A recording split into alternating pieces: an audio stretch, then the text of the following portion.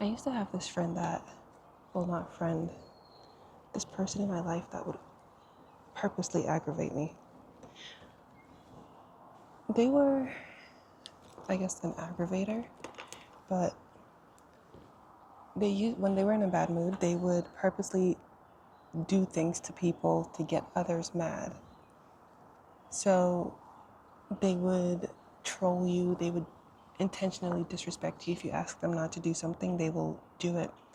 Just because they felt like they were in a bad mood and they took offense to whenever somebody asked them not to do something, like, you're not the boss of me, so I'm not going to do what you say.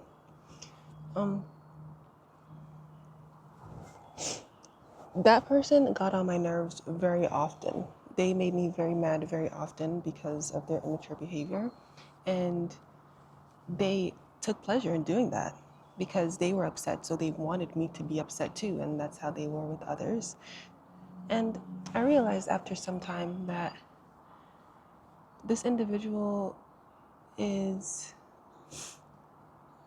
very not self-aware, because after getting somebody mad, after getting me mad, and I would obviously react, they would act like a victim. They would pretend that they were a victim of my behavior, of my emotions, and call me toxic, call me volatile, call me angry, while not acknowledging their own behavior. Um, and I guess it's not all that bad because I did take away a lesson from that experience with that individual, and I realized that this person had power over me. They had the power to control my emotions, and they had the power to make me react to stuff. And eventually, once I started to learn that this person is purposely trying to get me upset, I would purposely stay calm. They were doing whatever it took to make me upset. They were doing a bunch of stuff. I'm not going to say what, but I knew that they were doing things intentionally, and I purposely did not react. I did not even acknowledge their behavior. Didn't acknowledge their actions. And they stopped. They stopped behaving that way towards me because I took my power back. I stopped allowing them to control my emotions. I started to stay in control of myself. And at first, when I started to not react, when I let them do whatever behavior they wanted to do, at first it felt like I was letting them get away with their behavior. It felt like I was letting them get away with disrespecting me. But it's actually not like that. It's as frustrating as it might feel in the beginning. You realize that it's even more frustrating when you're trying to get somebody upset because you're upset, but they're not reacting to you. That's even more frustrating. So I I learned that you need to control your own emotions, or other people will control them for you. You need to stay strong in your own self, because if you're not strong with your individuality and your emotions, other people are going to just see you as like Play-Doh. They can mold you into anything because you don't have a real, like, you don't have anything to stand firm on.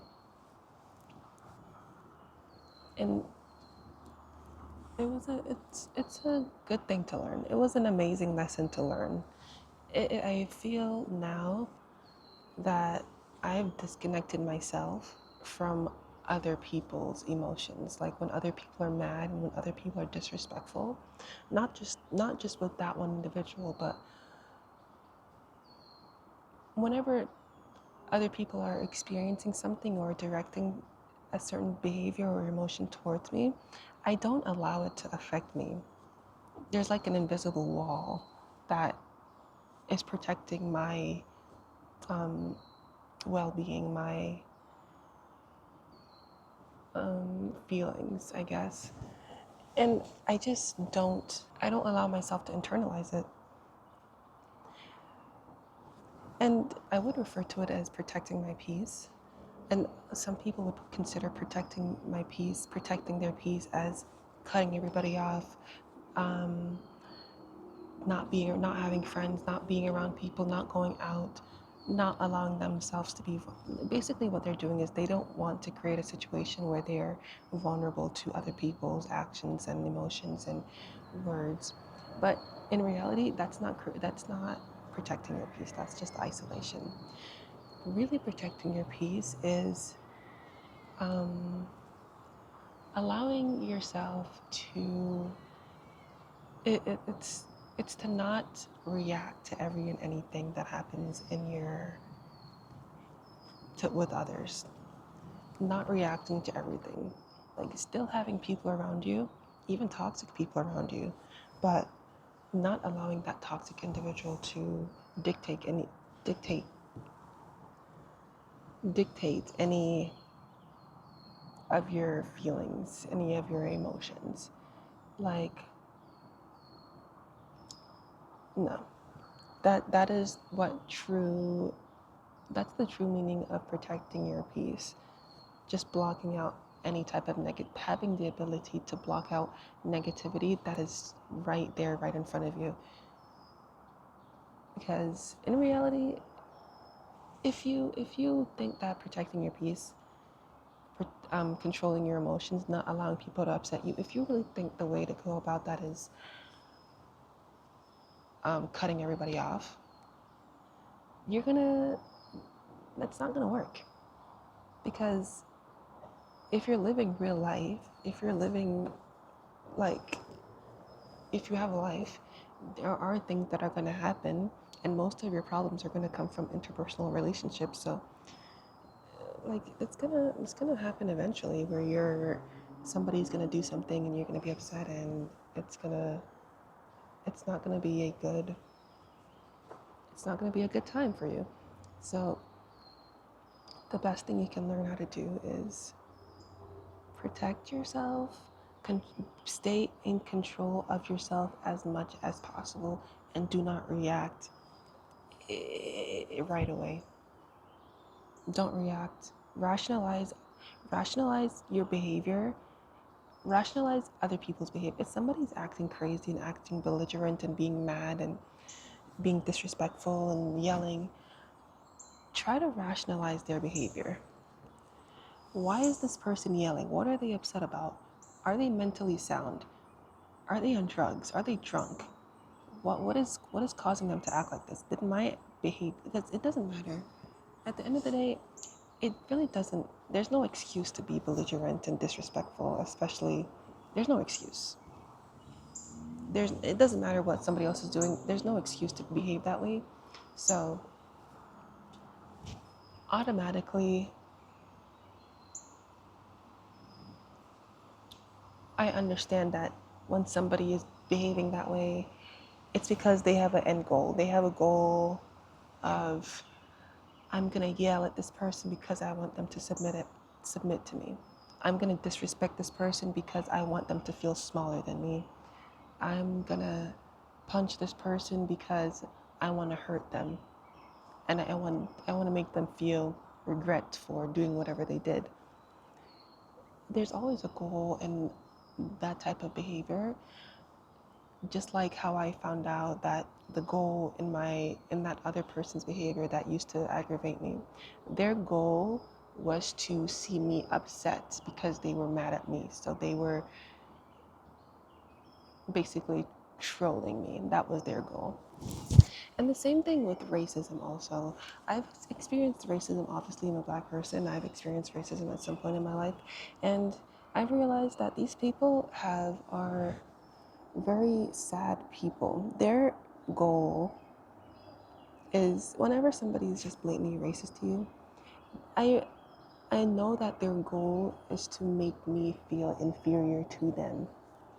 The reason why you're saying this stuff to me or believing in these types of prejudice, like assumptions, it's because you want to feel superior to me. You want to look down on me because it makes you feel good about yourself. It makes you feel like you're better than somebody.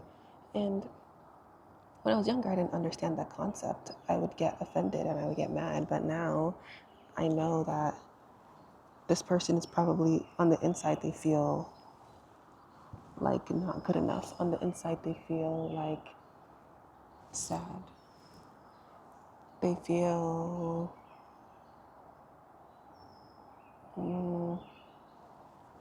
they truly feel inferior. So what do? Their defense mechanism? Okay, I want to bring you down. I want to take you down a few notches so that you can act like you are lesser than me. And it's really a good lesson that I learned. That is my message for today. Control your emotions, or else other people will control them for you.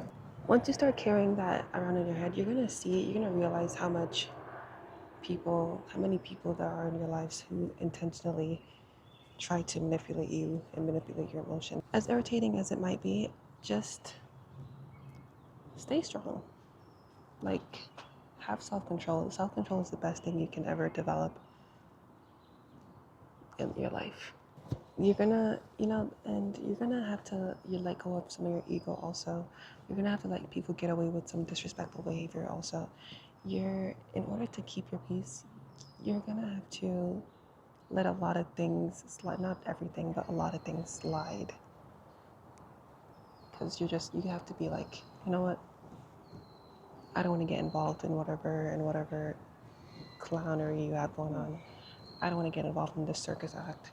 You can act crazy, you can be disrespectful, but I'm gonna walk away. That is the true definition, the true definition of protecting your emotions, protecting your mind. That's it. That is it, literally.